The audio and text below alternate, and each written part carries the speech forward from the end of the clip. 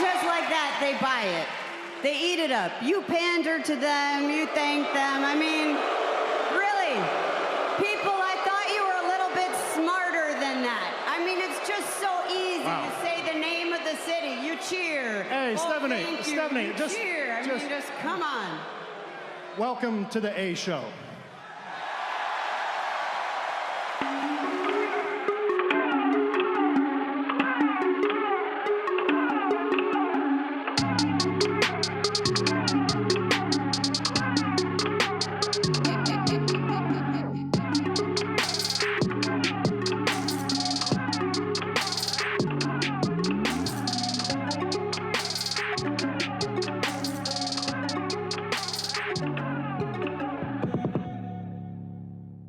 What's going on, everybody, and welcome back to the A Show with the Kings of Pro Wrestling Podcast. I'm Justin here with Meelz. What's up, Meelz? What's up, man? We're here, we're live, we're trying new things and experiencing new things, and that is what we are doing. It is. Yeah, I want to say just for the last week of its existence, RIP to Google Hangouts, man. What a big loss for the community that Google Hangouts is going the way of the dodo. I feel like they apparently say no one used it. I mean, we were using it multiple times a week. I wish I got that memo because they owe us some bread for the amount of times we use Google Hangouts. I mean, something along those lines, but we have to try new things, and we're trying a new way to record. So if there are any issues with the recording, we're just working our first week kinks out. And I'm sure we'll get back to the swing of things next week and moving forward. But, episode 92 of the A Show. We are here. It's been a busy week for me. Go ahead.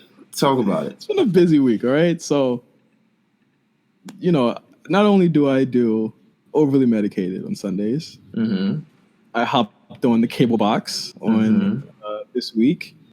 I've watched all of the G1, which I have to watch as soon as we're done with this, in preparation for the G Show. Yes, the G Show. I have to watch NXT because I have to, just in case, our host disappears one day or something like that, and I might have to hop in on that. Damn. But you know what? MJ's been doing a very great job. Make sure you listen shout out to MJ. That's not a diss at MJ. I just, I got to make sure that we have all our bases covered on the wrestling end. Sure. That's such a big, commodity for us, and we have a really big group of people that listen to our wrestling stuff. So, but shout out to MJ. The Call Up is an excellent show. Yeah. NXT is also a very delightful show from time to time. And I also started a new job this week. So vacation J5, summer vacation is over. I'm currently info dumped to hell right now. So yeah, it's an interesting episode for me today. It is an interesting episode. I would like to remind you that about out of 6 of those things, 4 of those things you have definitely 100% voluntarily put yourself in. You that doesn't mean anything. But that doesn't mean I can't be overwhelmed. Yes, overwhelmed. But yes, we'll figure some stuff out. We'll I'm sure we'll lighten your load somehow. I don't know how. But yes, you're doing a lot. Shout out to you. Congrats to you. MVP currently. You're doing a lot. I would not be able to do it, nor would I agree to. I would be very grumpy about this entire situation. But not only that, I've been sick all week. Again? What? I've never been sick while we've done this podcast, right? Ever. I had... And you've been sick 3-4 times. Bro, I have a bacterial infection. That's some LA shit. I knew there was a reason why. I have a bacterial infection in my stomach area. So I had to go to urgent care. Don't worry. Diverticulitis? No? Not that. It's not also not because of what I ate or what I eat. Yeah. It's just completely they ran, tests on me, and they had no clue what the fuck it was. So damn. I'm on antibiotics too. But I was like, you know what? I don't really eat shit anymore. I eat vegetables every day. I drink a lot of water. I've actually gained a lot of weight. Okay. As a matter of fact. And they were like, you're completely healthy. We just don't know why you have this. I was like, okay. That doesn't sound, it sounds like it's time for a second opinion, but you know, I mean, it was my primary physician. I don't know. That's true. That's true. I mean, who knows? Who knows? You're working with a lot. We're working with a lot. We're going through this entire week, and this week has been, I would say, it's a notable week in professional wrestling, especially considering the events that sort of occurred, especially this Monday with the Raw reunion, which I feel like ended up being a much bigger show than any of us previously anticipated. Now, whether people enjoyed it or not, that's a different story. But it ended up being a much bigger show than people anticipated. We also got some outside, WWE news. Should we start, gathering up the No Holds Barred segment right now? Yeah, let's get right into it this week with I think the biggest news we've had so far this week is the AEW TNT presentation that happened earlier today at the TCAs. It's basically the where they it's like an upfront for a lot of the new shows that are coming out in the fall. All Elite Wrestling was front and center for TNT/TBS. And the TCA is the Television Critics Association, which they do this every single year for new shows, and they interviewed Cody and the Bucks and everybody there. Kia Stevens, aka Awesome Kong, who is apparently pulling double duty between her role on Glow and on AEW, and they said a lot of shit. I mean, not only did they say a lot, the most importantly, they announced the start date for their weekly television show. It will be beginning Wednesday, October 2nd. Have they announced the name of the show, or is it just... No name yet. No name. October 2nd, 8 p.m., 2-hour show on Wednesdays. If it's that Wednesday Night Dynamite thing, I don't know if I'm... the Dynamite. Yeah, if it is... I mean, it's a name, but it's like a name that has to continue to work out through a whole bunch of things. But Wednesday night, as we said, they were definitely going for the night that's least populated with wrestling. This is the only wrestling on television. Otherwise, I don't know if people will be switching channels back and forth with NXT, which is currently on the WWE Network. But AEW securing Wednesday night, that's a big night for them. It's a big deal. All of this is sort of a big deal. And what we'll sort of get into from there on, they announced the location of their big show, which will be at the Capital One Arena in Washington, D.C. Tickets will start going on sale on Monday. What's kind of alarming is that they haven't announced, like, the second show or the third show or the fourth show or the things that happen after that major show. And these are arenas. These are WWE level. And I mean, of course, I don't mean like such a crazy comparison, but these are the type of arenas that they do all the time on Raw and SmackDown. So it just goes to show, like, they're thinking big. They're doing it big. These are not small arenas. These are, it's a very big deal. But is it to be buttoned up? But is it a good idea to be thinking big this early? And I think I guess sort of looking at it with the shows that they've done this far, they've done great numbers for the shows that they've done, this far. I mean, in Vegas and in Jacksonville and all these other things, they've definitely sold out, and that may work for the pay-per-view model, and especially it being a new commodity. But you got to be wondering, is it viable to continue to run these sort of large arenas while you're still establishing yourself as a name with not a bevy of major stars to attract people?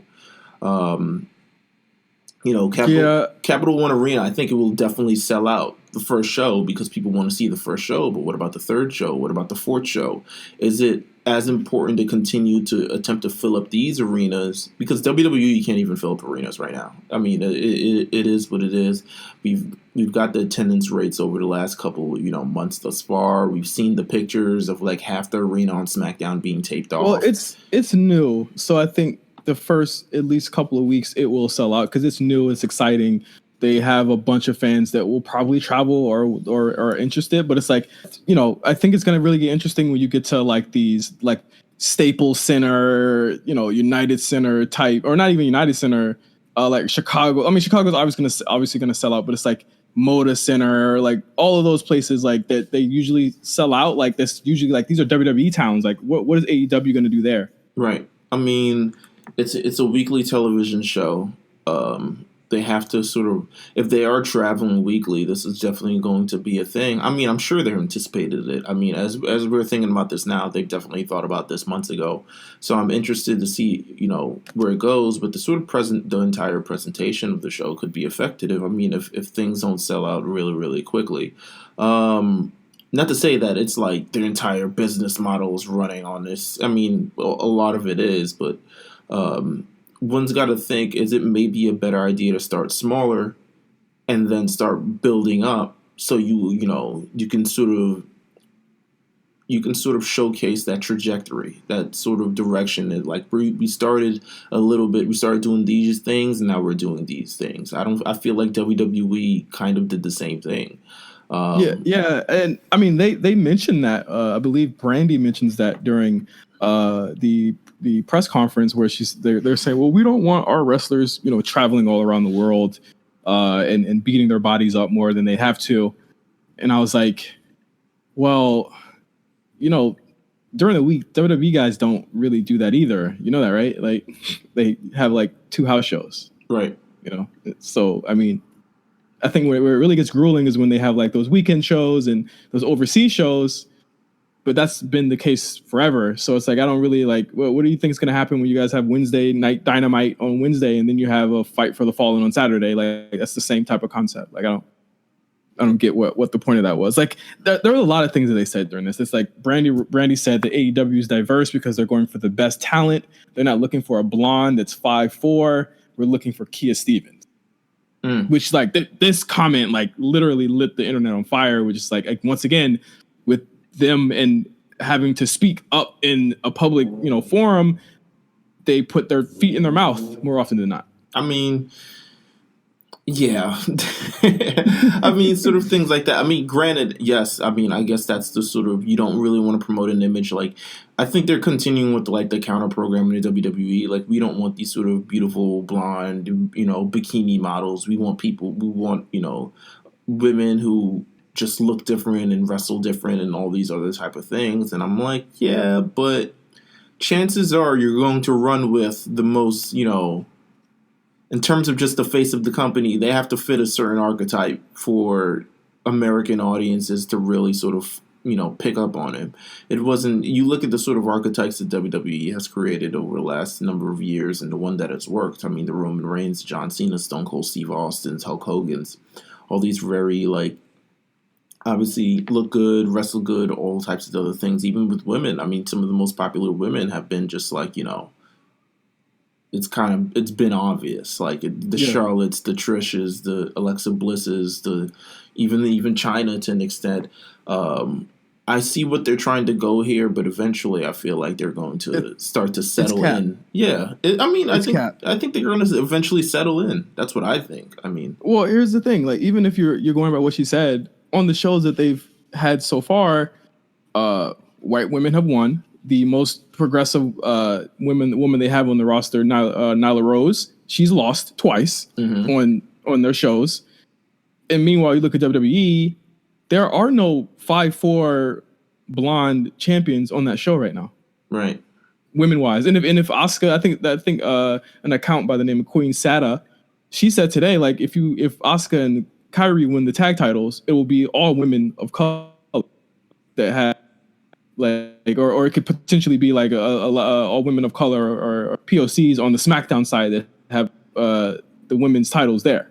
Right. So it's like, what are they talking about? Like, that's not even true. Like, if you were to look at it, it's like not technically, like, this might look good for like Variety, who put out another article in Vince McMahon on Monday, or Deadline Hollywood, or all of these people that are going to these press conferences. But like, when you actually watch this shit, it's not fucking true. I'll say about the Variety article. I think sort of the Variety article, when it comes to WWE, I think I don't think it's completely false. I don't think it's completely out of pocket to say that, hey, we have the numbers. This is what happened. At the last shareholders meeting, they said that ratings were down because a lot of stars were out, and ratings would be up once they started return, and ratings haven't been up. And I think sort of that leads to kind of And you can see it in the programming how WWE has tried to adjust to it. I mean, we got the wild card rule. We've got, Becky Lynch on both shows, Roman Reigns on both shows, everything to sort of kind of pop a rating. I don't think it's not all true. I do think some of it's like very, very salacious in terms of just like going after certain things, but I don't think it's they had Dave Meltzer as a source saying that Fox is worried as they negotiate potentially having NXT in that Wednesday slot on television as well. I would say that's not the best of sources. But then again, so here's the thing also. I'm sure Variety could have got someone from WWE to talk, but really in those sort of situations, it's hard for anybody to get anybody to talk, especially when you're preparing for a shareholders meeting and things like that. But, we'll see. But in terms of that shareholder call should be tomorrow, right? It should be. Yeah. But as we post this podcast, you guys should start seeing the news come in about the shareholders and numbers and et cetera like that. And WWE has done a lot. I mean, just with the Raw reunion this week, I think that was something. It's something that USA requested. It also comes at an interesting time, right before the shareholders meeting. They also announced upgrades to the WWE network this week, right before this sort of shareholders meeting, because maybe subscriptions haven't gone up in the way they think it's going to go up, but they do have this new interface, thank God, because the old interface is so old right now. Is it up? Is it up yet? No, it's not up. Okay. Hopefully it'll be up by the time the shareholders. It better be up tomorrow. Like, what are they doing? Because no, it's definitely not up yet. But I watched the video. I was excited when I got that email. That's like, hey, we're gonna do some upgrades. Everything's gonna be. You'll be able to actually you'll be able to scroll your cursors to the point of where you want to watch it on the show. They're gonna have better, search options. Apparently, I feel like they're gonna do a lot in sort of merging. It's essentially merging the WWE website and the network together, because you'll be able to go to superstars' pages and see their content and see their matches, I believe, and all this other stuff, which I think is a cool sort of thing to it. But like that Variety article to me highlighted a lot of things that we already know, but doesn't mention the fact that TV's down. Although, like, I read the whole thing, they don't mention that actual TV's down the whole way, and that these shows are still number 1, 2, 3, or within those on TV on that day, beating like Love and Hip Hop. Like, it doesn't mention that at all. Well, I think it's more so now they expected to do certain numbers with the new deals, and it's kind of now, well, what is he going to say in regards to this? What are he really going to say? I mean, because sure, it's not up. It's not up after Mania. It's not up. Sure, you can pull a cap on the injured superstar thing. I think that's the most okay. Yes, that was it. Clearly, he was saving his own ass there. Yeah. Clearly, that's a comment. Like, even when he said it before, we were like, no. But positioning AEW as someone that actually could be a threat when WWE has just so much global infrastructure right now is absolutely insane to me. Like, that Variety article, once again, written by someone who, looking at it from face value, it makes sense. Like, going to Dave Meltzer makes sense, but when you dig deeper, like, Dave Meltzer doxed somebody last weekend. Is that really who you like? Who did the fact checking on that? There's no one really. That's why I said, like, wrestling journalism is so, like, strange, because you can allow someone who has nothing to do with it to go write about it, or you can invite anyone can just write about this shit. So it's like, it's very weird. I thought the Variety article, I was like, man, they're really mad. Like, I don't know if they're mad. I think they're more so taking a critical look at the company. I don't know if they're actually mad. Like, they're like, to me, it's like taking a critical. I know we're on different sides of this entire thing. Because I see what they're. I mean, to me, I agree with a lot of the article. I'm like, yo, nothing is. I mean, really, it's the quality of programming that hasn't brought people back. It's never going to be like what they want it to be. Yeah, 100%. But once again, it's like, it's a consistent trend of, numbers. I mean, and then we're talking about, yes, of course, people DVR things now, a lot of things like that. But it's not, you look at Raw this week, and Raw gets the numbers that they wanted, especially with this Raw reunion. they still alienate people like me who I didn't care for the fucking show at all. But a lot of people did. It ended up being a success. But that just goes to show like that Variety article is bullshit. No, because, no, it's not. Let me finish. Go ahead. Like it's bullshit because the people are looking for a certain thing that WWE is trying to once again go against. They're trying to push these new people. They're trying to do different things.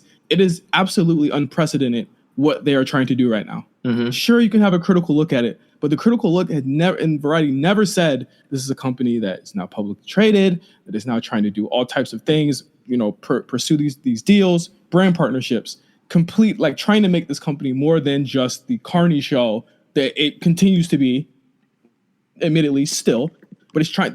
No one is doing what they're trying to do. Like everyone can look at AEW as a darling, but what they're doing is literally peanuts to what WWE is trying to do right now.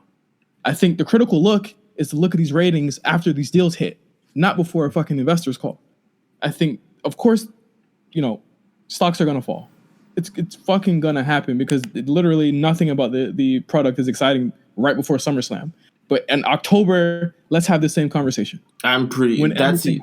To me, October is even a worse period. I feel like it just is. Like, I mean, I'm not, as much as I do love the WWE and I love talking about the WWE, they definitely do have their woes, and a lot of it is because of their programming. And I think more so, even the show this week proved a lot that, listen, it was to me, was a very fun show. And it was a very exciting show. They brought back a lot of names that people wanted to see, et cetera, like that. But they want to see those motherfuckers every single week. I mean, I don't know. I think this popped. When we get to the show, we'll get to the show. But for the first time in 11 months, Raw did average over 3 million viewers. That's at least got to say something, especially considering that they took a. What's it say? What does it say? Especially considering it took a detour from the norm. It says that people want to see sort of shows like this. People are interested in sort of these old superstars and sort of coming back in these big shows, and maybe they should do them a little bit more often. And you have these 3 million, these 3 million viewers. You have shows like this more often. You're able to highlight a lot more of your new stars and be able to drag back in old fans. Maybe it means that WWE thinks out of the box and starts doing different types of shows from time to time instead of having the same. Hulk Hogan is a referee? No, but I'm saying. They think out of the box for a change, and they say like, "Hey, listen, let's try something." They're trying something now. The consistency of it is muddied by them having to put on a 3-hour show every week. I think you continue to try things, like you continue to, you can sort of put in old talent back and or just have these different type of attraction shows, and I think you get successes like these. And then you're able to sort of reel people in. And then if you're able to continue with the quality on a consistent basis and have these type of big shows and have these type of big main events, you're able to do something a little bit more. I don't think the variety thing is completely out of pocket. I mean, the timing of it is very, very interesting, but they just really are calling out Vince McMahon for like, okay, you said these were falling because of this, and now your ratings are still down. So really, what's up? And I'm sure Thursday they're going to tout the ratings on Raw for being the highest it's been all year, and that's fantastic. I mean, you nailed it at the perfect time, to be honest with you. But let's see that on a sort of consistent basis with the quality of things. That's what I'm hoping for. Because Raw is a bore to get through, especially at 3 hours. I don't see what that show speaks to, what they can do week to week. There was less wrestling on it, worse wrestling on it. We'll talk about it when we get to the show. I feel like an attitude there show. Let's see. I mean, we talked about the AEW. That's October. We'll see how that sort of goes from there. Finn Balor. Go ahead. Talk about it. Taking some time off. Reportedly, according to Pro Wrestling Sheet, he will be taking time off, or people thought that he was last weekend. I'd say probably after SummerSlam. Long overdue. I mean, Finn Balor works a lot. Even if we don't see him on TV, he does do all of the appearances. overseas and abroad, shows up on NXT UK, does all types of things that the company needs him to do. If he was to take like apparently it was like, I think 2 months, I believe. I'm trying to pull up right now. Yeah. We talked about it a little bit last week about sort of 2 months off and things like that, and maybe getting married, et cetera, et cetera. It's a good deal. I mean, he still showed up on the shows this week. It looks like he's clearing things out after SummerSlam. He got a big SummerSlam match, which will be very, very interesting once we get to the SmackDown part of the show. But what I wanted to really say about this is that my man got a tattoo of his shorty, and is he married or not? Ooh, interesting. I don't know. Breaking hearts of the men and women all over the world. Well, here's another story I'll throw at you as well. According to TMZ, dun, John Cena introduced his new girlfriend to his coworkers on Raw. He said, "Hey, new boo. What's up? What's good?" It's so corny. I see the Instagram. Actually, I got her blocked, but I be hearing things. She doing things with her new dancing man. But guess what? I'm here. She's 29. Mm-hmm. She is, he apparently, according to US Weekly, Cena was introducing people by her name. He had his arm around her, and she was laughing. They look like a really cute couple, according to US Weekly. John is very much enamored with Shay. Shay, I can't pronounce her last name. I don't even want to offend her. She cute. Yeah, I mean, she cute. I ain't mad at it. Cena's really into Shay and excited about their new relationship because she is really smart and easygoing. Wow, the shade.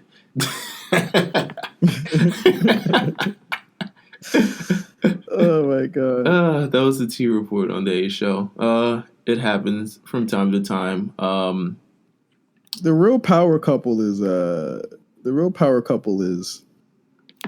still Andrade Charlotte. Andrade Charlotte's the power rankings currently right now. They're blowing everything out of the water. It's ridiculous. I don't even know if anyone else compares. They're just in it. They're out of. They got matching Timbs, matching Timberland merchandise that are not Timbs, like boots.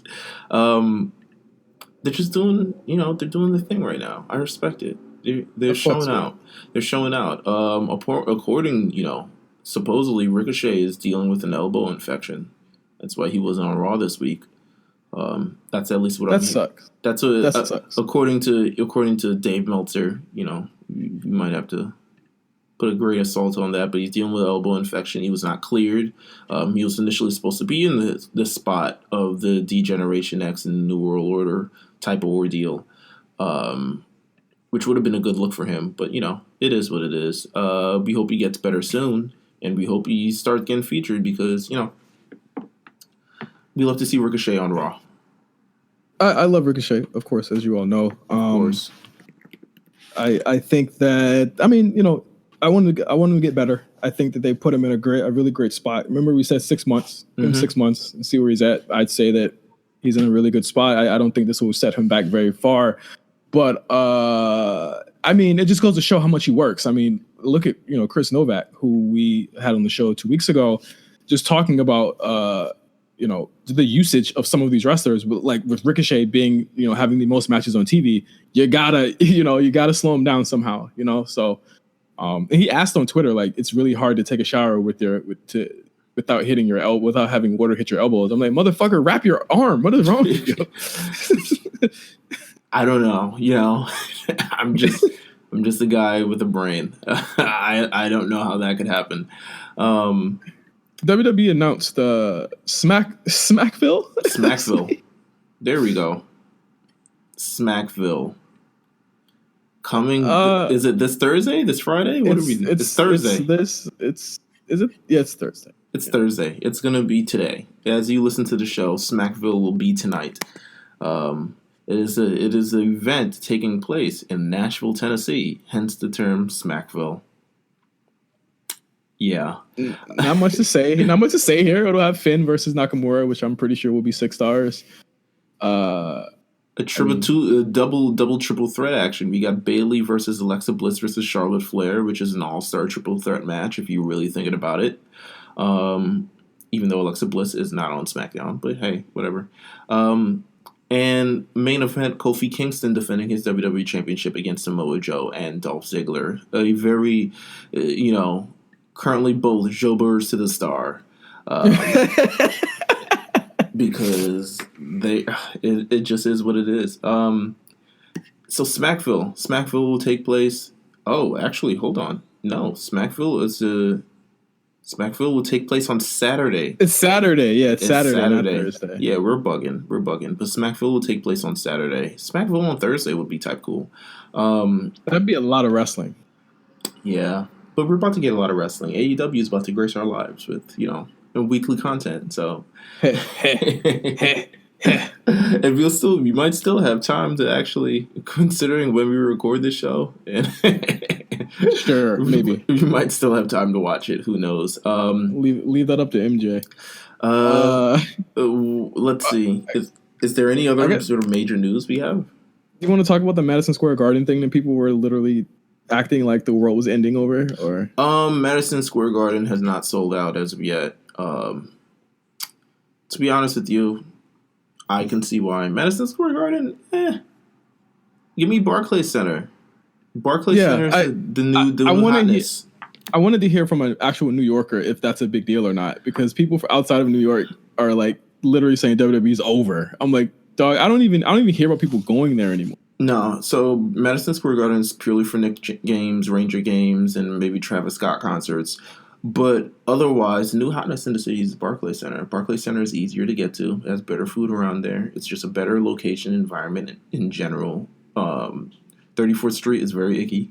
I don't like it. I mean, I will be going to the show, but again, I'm not very crazy about it just because 34th Street is so out of the way for me and having to travel back and all this other stuff. Also, I'm sure, I'm sure, they will sell out eventually, especially because WWE tends to always go in when they go to Madison Square Garden. They kind of go above. I'm sure Brock will be there. I'm sure they'll have a couple other wrestlers there. It'll be, I think it's the show before, I think it's the show, go home show before whatever their September pay-per-view is. So, yes. I'm sure we'll get some names there. I wouldn't be too concerned about it, but yeah, it's it'll be walk-ups, and I think that's clear. Yeah, I think it is whatever. People be hawking, Madison Square Garden, tickets right outside. Like, it is what it is. But nah, Madison Square Garden, I mean, I'm excited they're coming back to MSG. It feels it's just different when WWE just goes there. Yeah. Barclays Center is great, but something about Madison Square Garden where they have the moments like, Triple H returning in 2002, a moment. The start of the invasion, if you want to call that a moment. Do we have any hot takes? Hot takes. We have plenty of hot takes. Let's get into it. All right. Boom, boom, boom. I want to put like a hot take button where we talk about hot takes. We boom. You feel like a Kane's fire. Well, yeah, we can figure that in. We have a hot take this week. Shout out to everyone who submitted and keeps submitting. We have a hot take this week from Dion. Dion is Dion. He's a very close fan of the show. He's on, I wish he put his Twitter name, but yes, it is Dion. I don't want to pronounce your last name wrong. That's why I'm not saying it. Oh, the graduated. Yes. Yeah. Shout out to him, man. He DMs me often, telling me like, how much the show means to him and stuff like that. So like, if you're listening to this, and I'm pretty sure you are, thank you so much for all the love that you show not only myself and RNC, but also this show. I'm very proud of you for everything that you're doing. You're doing a great job. I see what you're doing. Don't think I don't. I'm all over, but it gets busy sometimes. But from me to you, this is a personal shout out on the show. Thank you so much. Dion says, wrestling hot take: Stone Cold's 2001 face heel run has some of his best work ever. That includes matches and promos. Yes, I agree. I mean, me as a fan of Stone Cold Steve Austin, specifically Stone Cold Steve Austin's 2001 heel run. I mean, his matches with Kurt Angle, fantastic. The way we got there, notwithstanding some of his best character work. Yeah. I think so too, and I think it was really something out of the box. And I think he looks back on it as something that was bad because it wasn't as success as he probably thought it would be. Because quite honestly, Stone Cold as a heel didn't even work, and I think in 2009, I think they learned from that experience, and then we got it carried on with John Cena and Roman Reigns, who have never turned heel. I think they learned from that experience that not everything always works, but it's something. Some things are just worth trying, and they tried it with Stone Cold Steve Austin. I think he thinks it doesn't work because it wasn't a major dollar success, but it was some great moments. He had some great moments with great matches with Chris Jericho and that other Canadian dude that we won't speak about. He has great matches with Kurt Angle. He had great matches, just moments with the Alliance. If you look back at that entire stretch, it's really, really good. So, yeah, I agree. And his non-wrestling hot take is, ain't no hot take, get me on the A show, you cowards. I got you. We got you, bro. Oh, he has another one. All right. He has another one, but you know what? We'll save this next one. I don't want to give you two right now. All right. We got a couple other people to go to. We have another one from Russ. Russ says, besides the ending of the Booker T feud, Triple H's reign of terror wasn't that bad. No, it was. It was. I knew what was coming when he I knew what was coming. That's a hot take. Terrible. That's a hot take. That is a hot take. I think even if you love him, the fact that all he did was Triple H's reign of terror took him through a whole year of beating WCW people. Holding long. He was injured and still had the title. Long 20-minute opening promo. Him standing tall at the end of every pay-per-view and show. Starting the show, ending pay-per-views, all this other stuff. I mean, I would say, let's take a look at it. He beat RVD. He beat Goldberg. He beat Goldberg. He beat Kevin Nash. He beat his own friend. Who would have thunk it? He beat, who else did he beat? Shawn Michaels a lot. I mean, a lot. Shawn Michaels, he beat a lot. I mean, it was just a reign of terror. It was kind of a reign of terror. If you had to be there. Being 13, sitting through that entitled title reign, it was like, are you serious? And that's not even to say the fact that this was like his second reign of terror, because he previously had another reign of terror in like the 2000s where he always had the belt and always opened it was legitimately going on.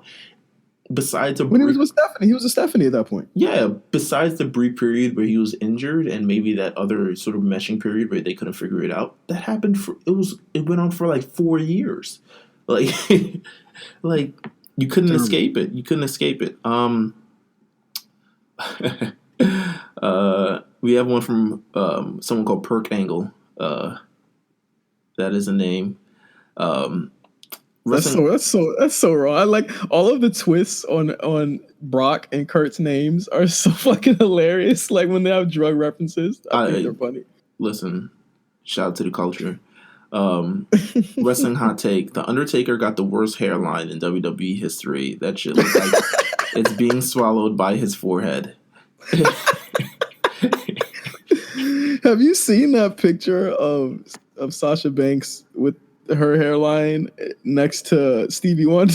No. Oh my God. Why would people do that? Don't laugh.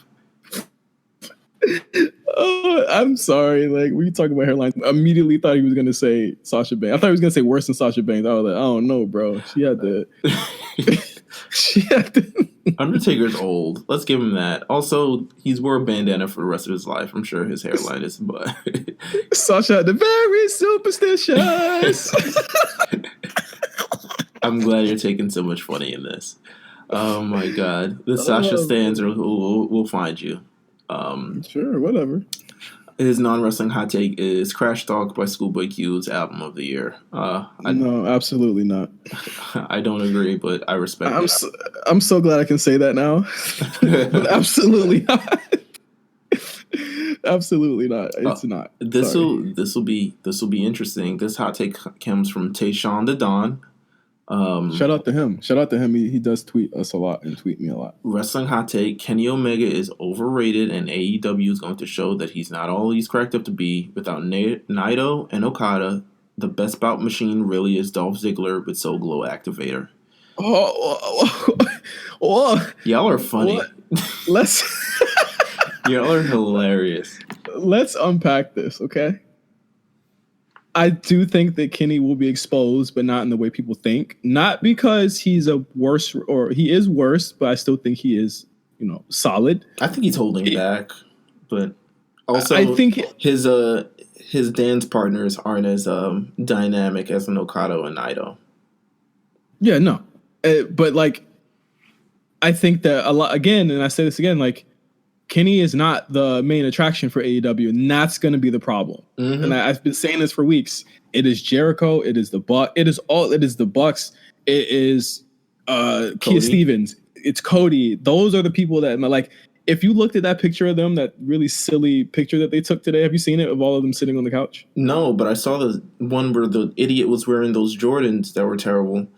Yeah, they did one where they're sitting on this couch and it looks like they're on the cover of like Esquire magazine, and if you were to look at that, you'd be like, well, Jungle Boy looks like a star because his hair. Cody is cool because he just has a look. Mm-hmm. Kia Stevens, you recognize her. The Bucks, they look cool. They're like twins. They're brothers. You can see them. I see it. Yeah, like Kenny just looks like, who's this guy? It's just like, he looks like. Is he an accountant? Like, who the fuck is he? Yo, Jungle Boy looks wild. Very Kenny He looks G. Cool, though. Yeah, he looks cool. Very Kenny G. The sideburns are also crazy. Yeah, but when you look at that picture, does Kenny stand out to you? And I think he doesn't. Like, I think that it's like... You think he's going to be the redheaded stepchild of this entire thing? If he can't talk, yeah. I think... Imagining him connecting on TV over the Bucks is going to be wild. No, I mean... That video game shit ain't going to fly.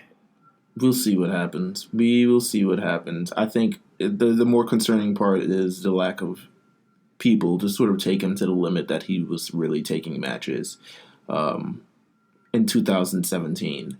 So that may be a little bit of a problem, but we'll see. This is all AEW's...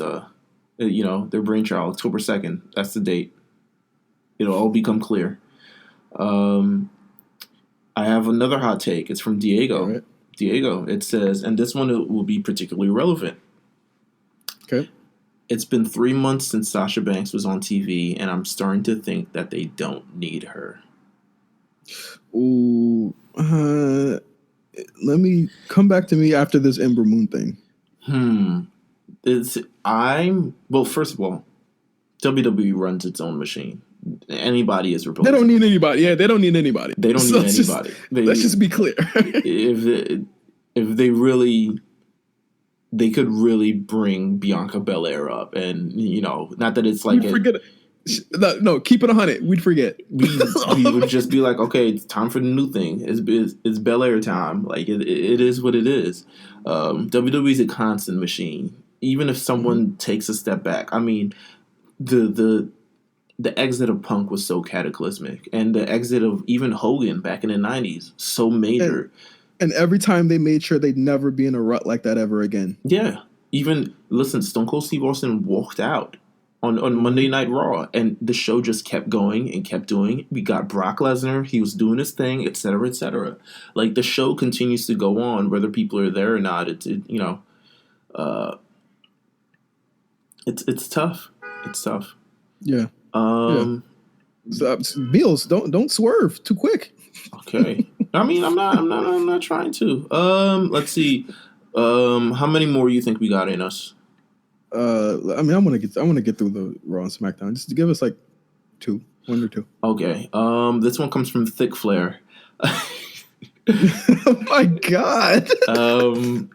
The 24/7 title is more significant than the U.S. and Intercontinental Championships right now.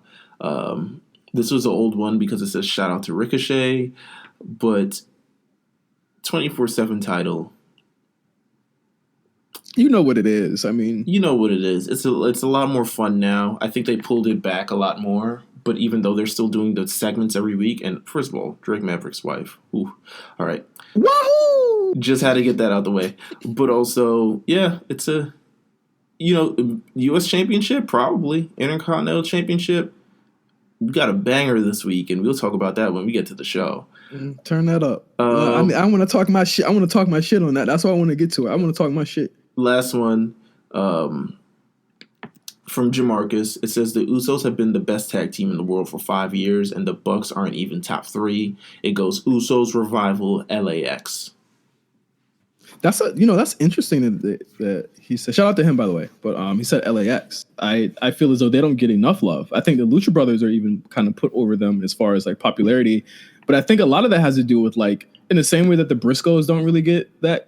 I think the Briscoes should be a lot higher too. Mm-hmm. But I think the fact that where they are, they don't really get that attention. So like I would, if you put the LAX on that list, like I won't even be upset because again, I watch a very small sample size of Impact. I might just only watch it right before a pay-per-view. Right. But whenever the pay-per-view does air, LAX usually does have one of my favorite top 4, if not top 3 matches. So like, yeah, I'll ride with that. Yeah, I think they've been doing it very, very quietly considering the status of the company that they're currently in.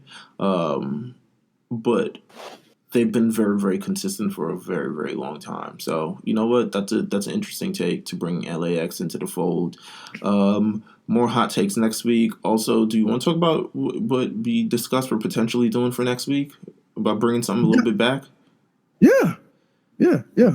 I'm excited about this. Even when you mentioned, I was like, is this around the time? Is that time again? It's that time again. So, last year, we did a list of the top 10 superstars in the WWE right now, overall talents.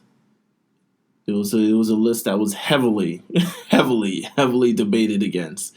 They hated me. They hated the list, but guess what? We're bringing it back.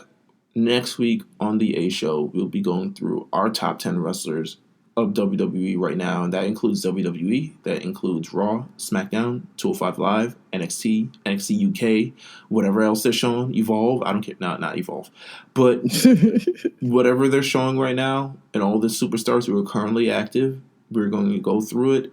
It's probably getting close to PWI time anyway, so it is what it is. We're going to drop our own list, and we're going to let you know what we think and who truly is the best superstar in the WWE right now.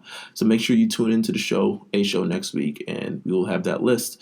But, beyond next week, let's get into the shows for this week. We got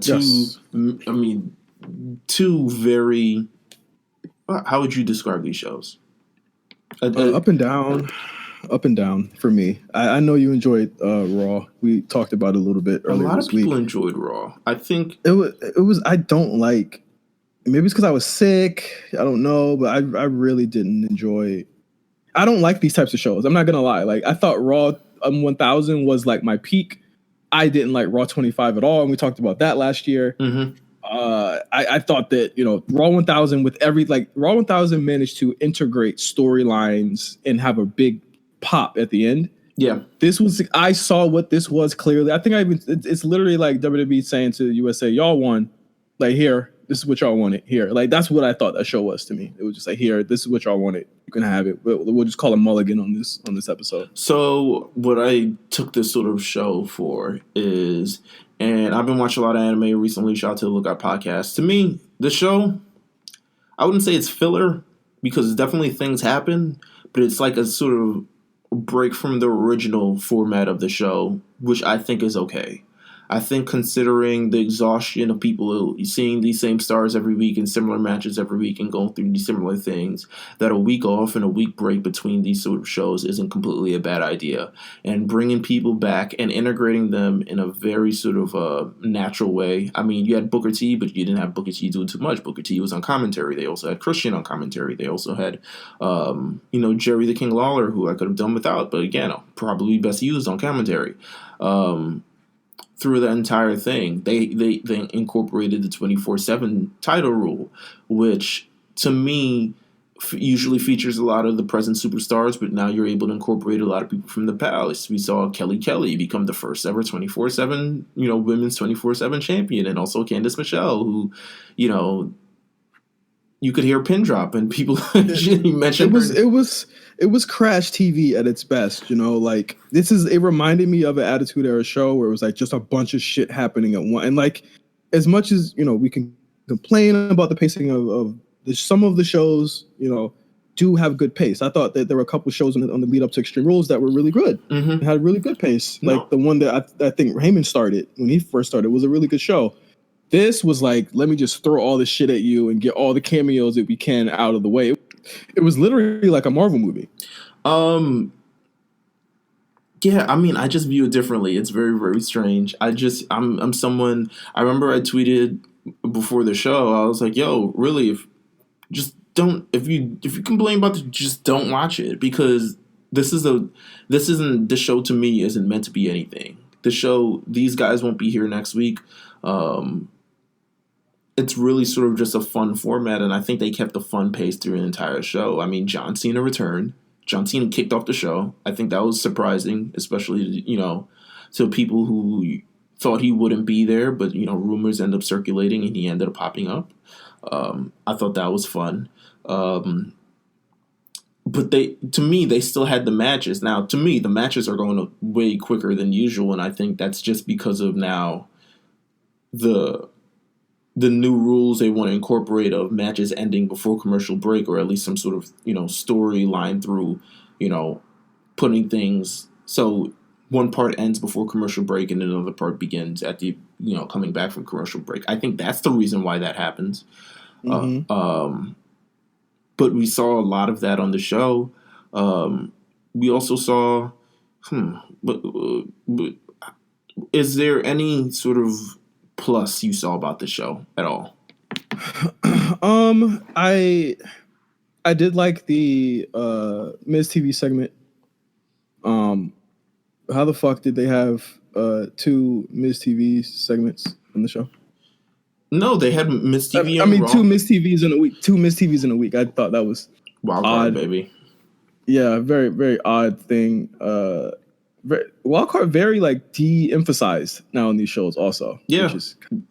Are they you think they're beginning to sort of phase it out? And I'm just gonna get to that point here. Eric Bischoff showing up on the show and trying to recruit Mike and Maria. I think that's a small kernel of what's to come. And if that's where it leads us to breaking off the wild card, I'm all for that. I think that even in the absence of Ricochet, who I thought was a huge absence on the show, in my opinion, because he's one of my favorite. He's one of the reasons I like watching the show every week. I thought the toe segment was cute. I'll give it that. I mean, not much. Like I watched it. Literally, you don't like Seth Rollins marking out being part of DX and like pseudo and the Click, apparently. Like NWO is just the Click now. Don't they all? I thought they did that to kind of get Seth over, and I was like, I don't know how much over you can get this guy. It looks fun. To me, it was fun. It was kind of natural, especially since the club, or now as they were mentioned to, the OC. California, here we come. I love the OC. Don't get me wrong. I love the great show. Great fucking show. Let's talk about the OC, man. We're starting the OC podcast. Yo, we started that Real World podcast. I mean, I think it's more possible for us to do that in these days than it was back then. Yeah, it might be. It might be. I love that sort of segment. What did you think about current Impact superstar RVD strolling out on Monday Night Raw? Is this like proving the pudding that WWE does not think TNA or Impact matters even in this light? No, well, they don't have beef. So, they made the agreement. They were just like, yo, Rob, you want to come to Raw? He was like, you're going to have to ask my boss. I think they're, I think they're pals. You think they'll end up forging a relation? I don't know if they'll forge a relationship. I mean, but they'll be pals. They'll be cordial. Yeah, they'll be cordial. Listen, what is it gonna hurt? To have RVD on that show. He didn't do anything. He didn't do anything. Yeah, he just kind of showed up. He came out looking terrible, bloated. But here we are. He came out looking as if he was about 12 mimosas deep. Oh my! Yes, mimosas. he looked terrible. I thought. But you know what? I haven't been on RVD for a while. Like you look at his old shit to like now, it's like, damn, it's the same dude. It's literally the same dude. We got an appearance from Alicia Fox. Alicia Fox is apparently, she doesn't appear to be an active WWE superstar now. It's not been confirmed as of yet, but she was out during the Legend segment. She has been pretty much featured as a legend on the shows. We could see her officially, she's the longest tenured active female competitor on the show. It'll probably end up being surpassed by Natalya, but she was for a long time, I think definitely over a decade, that she's been featured on WWE shows, and it looks like she's been moved to sort of a legend deal. What do you think about that? I mean, this is hearsay. Mm-hmm. But didn't they say she was like on the crack? Excuse me? Excuse me? Somebody said she was on the crack.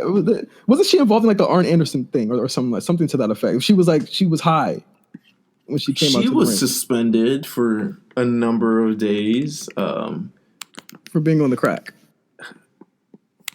I'm gonna look this up. I remember it being some type of drug where she Arn had let her go. Arn was either Arn or Dean had let her go out. Arn Anderson had been fired for allowing Alicia Fox to show up at a live event intoxicated and still allowed her to perform. That is why Arn Anderson was let go. This also happened in March of 2019. Oh, sorry. This incident happened in February of 2019. We haven't seen Alicia Fox as really an active competitor since then. So it'll be interesting to see if they just decided to go a different way with things, as they tend to do. Yeah, well, I mean, it's so weird, right? Where it's like she was just on the stage and everybody on Twitter was like, why is she on there with like no current Oh my no current performers. No. I was like, did she get lost? Like, what happened here? But yes, was she on the crack again? Who knows? We got a lot of title changes of the 24/7 title. We got in terms of current stuff like that, Drew McIntyre, kicks the hell out of Cedric Alexander. We got the Viking Raiders continuing their assault on the WWE roster. Where are they going with them? I think they're wheels in the mud until something eventually pops up.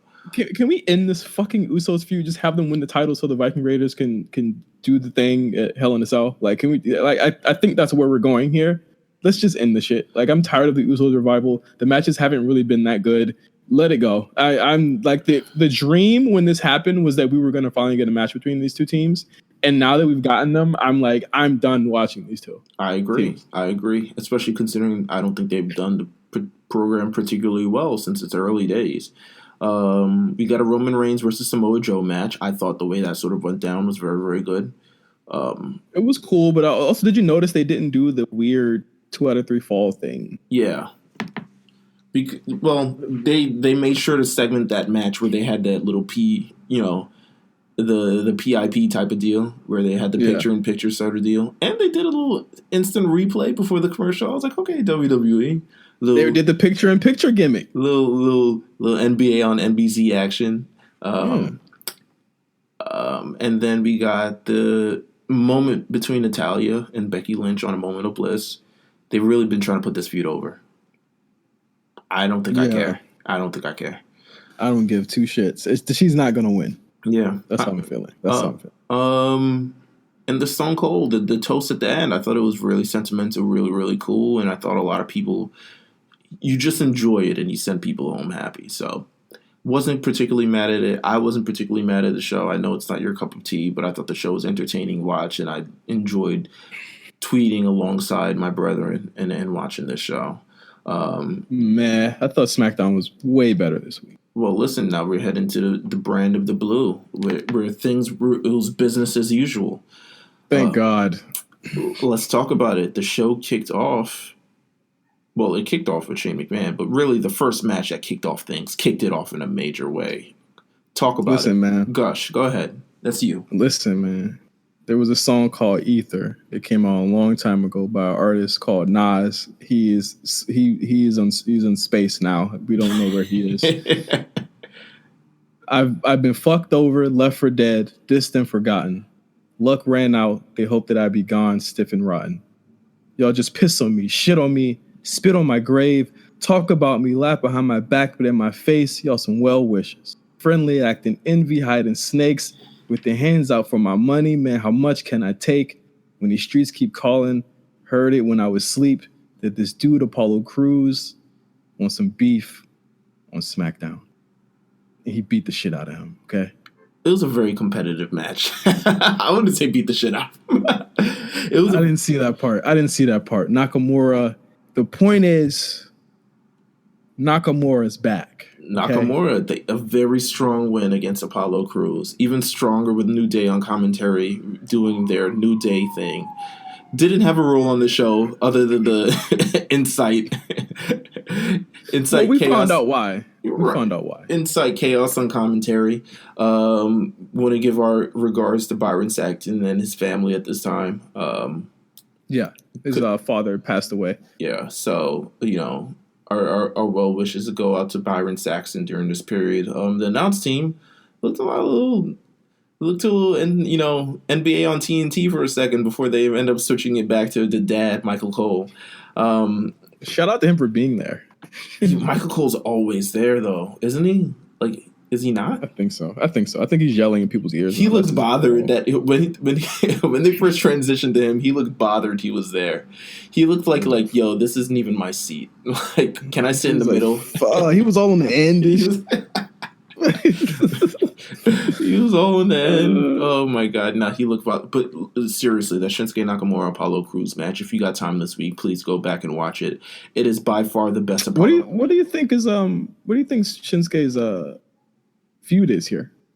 They're making him look strong for a reason. I don't know if they're going into anything in particular, but yeah, I'm actually not sure. I'm not sure at all. It just seemed like it seemed like a crazy competitive match. I'm not sure where they can go there. Maybe he's looking strong for Smackville coming this Saturday on the WWE Network.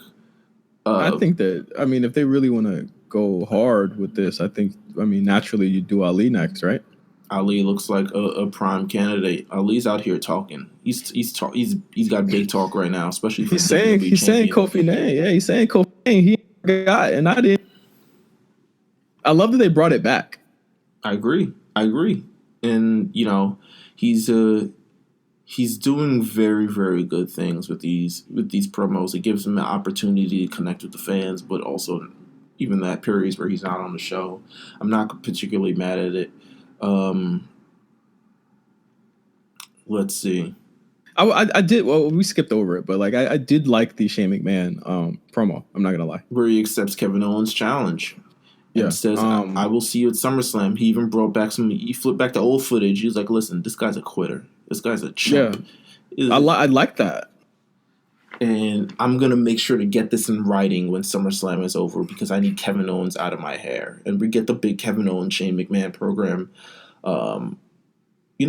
It doesn't. I'll always say this: it's not always there when you call, but it's always on time, especially for someone like Kevin Owens, who, when he returned, ended up playing sort of the second fiddle to Kofi, and then he ended up getting pretty much the first in the line of dominoes that was sort of knocked over by Kofi Kingston. But eventually, they said, hey, let's do something with this. Let's make something out of this. And now Kevin Owens, in 4 months' time, is in a major match at SummerSlam. So crazy, because I kept saying all throughout Mania build, or after Mania build, I was like, it's so stupid that he was such a hot face when he was with Kofi in the New Day that it was like they just took it away from us. But he was really getting over. But I also think because of him being around it, people didn't necessarily fully buy into it. Because he's someone who's turned on every tag team part. Hell, he's legitimately turned on every tag team part. He even turned on Dolph, and he was the face.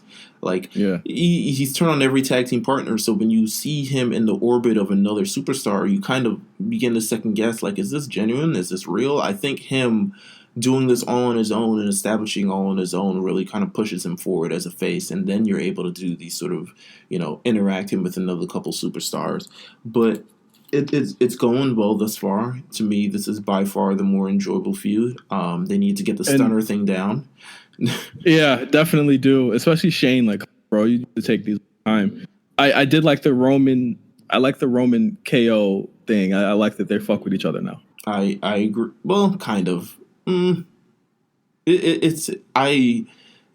everyone fully trusts KO, but there's a mutual like, okay, we're going against a bigger evil here.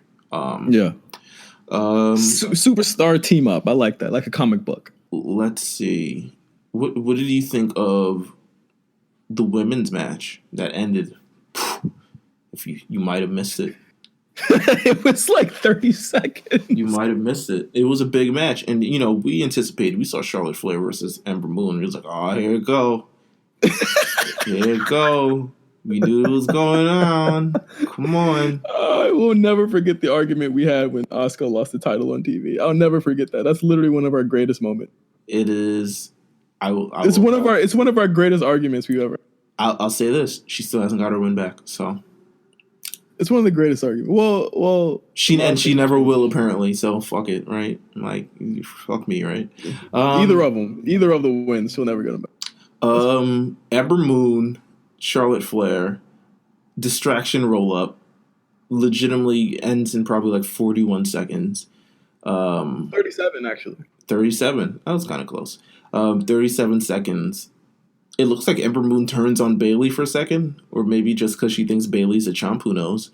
No, she's just trying to show him that she ain't no bitch. And she hits the eclipse on both Charlotte and Bayley, and looks very, very strong and very, very smart going into this big SummerSlam match. She's looking like a contender. Not mad at it. Kind of. They can heat anybody up at any time. This just goes to show. I wish the match was a little bit longer. I'm not even going to hold you. The match didn't, apparently, the ends to the means didn't really sort of pan out.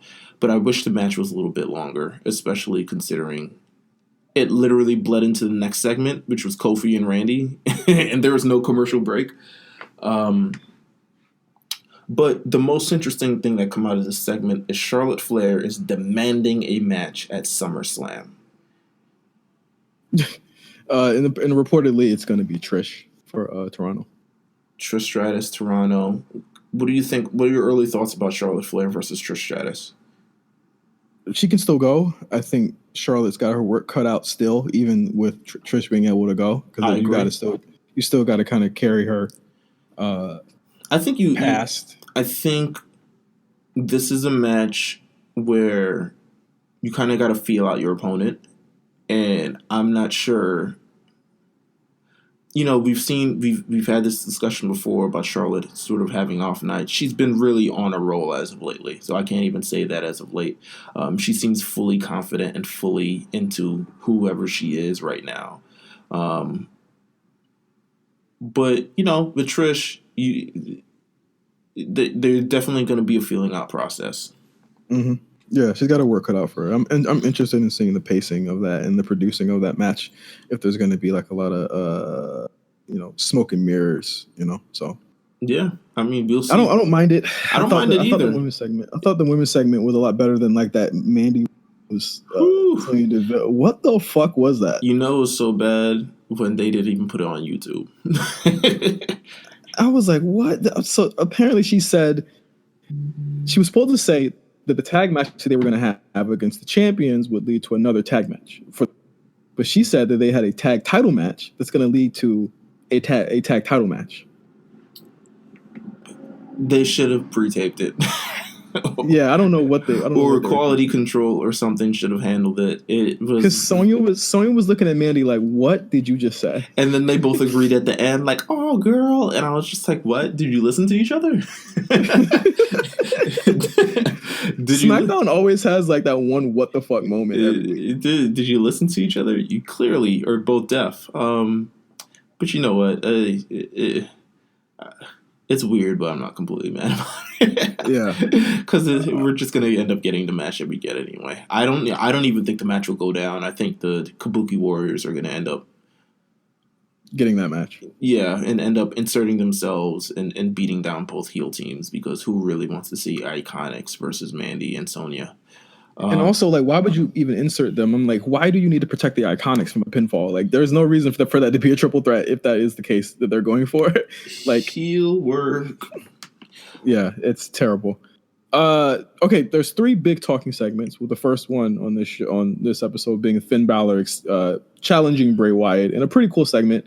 I think. How are you feeling? Are you still optimistic about the Fiend and Bray Wyatt, or are you still waiting to see what he does in ring? I need to see what he does in ring. Thus far, Okay. the character, the two sides of Bray Wyatt is definitely an interesting touch, and it helps sort of bring the sort of madness of this all to life, especially being 2 very polar opposites of him, with this Bray's Funhouse character, and then him bringing in the Fiend and sort of going back and forth between those. The Fiend also was on Monday Night Raw, where he beat up McFoley. I mean, beat up McFoley is just a national pastime on Monday Night Raw, so I see nothing wrong with it. But it was a very interesting dichotomy. Clearly, they're not bringing in the Demon for this, but it looks like the Demon will end up being the end result. I feel like he's gonna write him off after this match. Yeah, no, I think we won't get the Demon. I think we're getting regular Finn at SummerSlam. Yeah. And they end it there, and then we get the Demon. I don't know, around Halloween. I don't know, whatever. Yeah, I mean that's when he's reportedly supposed to be back. So, I thought it was a great segment. What did you think? I thought it was cool. I thought it was good. We don't really get to see Finn talk very often, but I think all the smoke and mirrors they're doing for Bray, it's helping. And I think there's Finn is a great utility to get people like that over. It's worked the same way with Drew. It worked the same way with a lot of different people that he's been matched up against. I think, again, Finn's got a lot of work, cut out for him as far as getting this character over, but I can't think of anyone better to do so. I think we had all predicted that it would be certain people, but when it was Finn, or when we got the kind of like the inclination it was Finn, I was like, okay, he's gonna be fine, because right. Finn's gonna bump his ass off for Bray. 100%. Yeah. The next talking segment was Shawn Michaels on Miz TV. Now, originally, Shawn Michaels was supposed to do commentary, and that didn't come to fruition. Also, Daniel Bryan wasn't on this episode of SmackDown either, so that interaction didn't happen as well.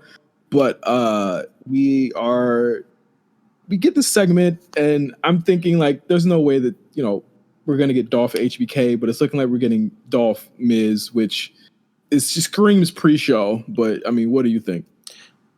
I'm biased. This is truly it's truly an internal battle, considering how much I hate Dolph Ziggler and how much I love The Miz. And I know I can't get one without the other. The Miz versus Dolph Ziggler, listen, they've worked a lot before. They haven't worked since their 2016 series, which I think really, really helped propel both in ring and just as presence on the show during that time. I thought this entire segment was done really, really masterfully. I thought them getting over the relationship between Miz and Shawn of just like, hey, and we both were co-stars, and I have a lot of respect for you, et cetera, et cetera. Them intertwining the relationship between Shawn Michaels and Dolph Ziggler, which hasn't really been seen on screen, of how, Shawn Michaels calls Dolph Ziggler a B-rate HBK. Very accurate. And then that whole sort of choreography of how everything went down, where, Miz tries to go after him, eventually Shawn Michaels ducks the punch. He gets with, he punches Dolph gets back up, he super kicks Shawn, and we're off to the races somehow. I thought it was a great segment in highlighting an old talent, incorporating a little bit of their story with this old talent, and getting over a few that's heading into SummerSlam that it seems like. I thought it was an A+ segment. It was cool. I think Shawn. I think Shawn is actually very good. Still really good on the mic. Yeah. I don't mind him being on commentary if that's what they're going to do. They just need to do it. Yeah, I agree. He's very, very good, and especially when you incorporate him with Dolph and things like that, it seems like a natural collaboration. That's what I'll say. I ain't have to call him a second-rate Shawn Michaels. That was fucked up. Shawn Michaels knows what it is. And the last big segment on SmackDown this week was Randy Orton and Kofi Kingston in a tremendous segment. that I thought was probably my favorite thing of anything this week on either of the shows, with Randy, or Kofi really bringing up, their feud from 10 years ago, and Kofi saying, I want to face Randy because I have to beat this demon. It's like the monkey on his back. He's got to beat Randy to solidify. I told you this from last week. Didn't I tell you this from last week? Yeah, you did. But I mean, what they gave us that last week was not good. But I told you this week, this would be what would happen, man. They would bring up the old feud, they bring up the old things, the demon, the sort of snake in the grass that he's never really beat, that he's never really gotten the best of. It's kind of they use it in a very, don't get me wrong, it's a little bit awkward way. Use your influence to keep me down, man. You could have just said, "Yo, you're white." He said, "I don't need pancakes. I'm white." Yo, listen, when Randy Orton said, "I ain't have to shake my ass to get that WWE Championship," I tell you, I lost it. That was funny. He said, "Bro, I've been winning championships. I'm also white." It is to me, once again, the biggest challenge that Kofi Kingston has to face thus far. He'll be doing it on second biggest stage of the year. To me, this is a natural progression in terms of his opponents. I like this feud thus far. It's very natural. They got it over really, really quickly. I'm all in. I just am. Yeah. I'll watch the match. I'll tolerate it. I don't think the SummerSlam card is seeming very interesting to me, but we had a really great Mania, so something had to suffer. Yeah, that's true. I mean, it is what it is thus far. Yeah. I mean, something had to suffer here.